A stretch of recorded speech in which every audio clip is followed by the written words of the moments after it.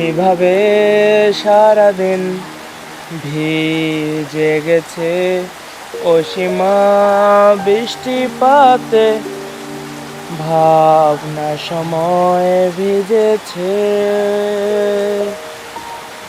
সেই কারণে তুমি আমার পিছনে পিছনে তাকিয়ে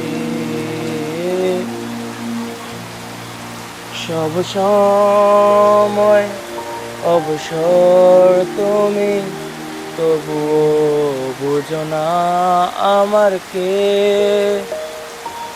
তাই বলেছি একবার তোমাকে।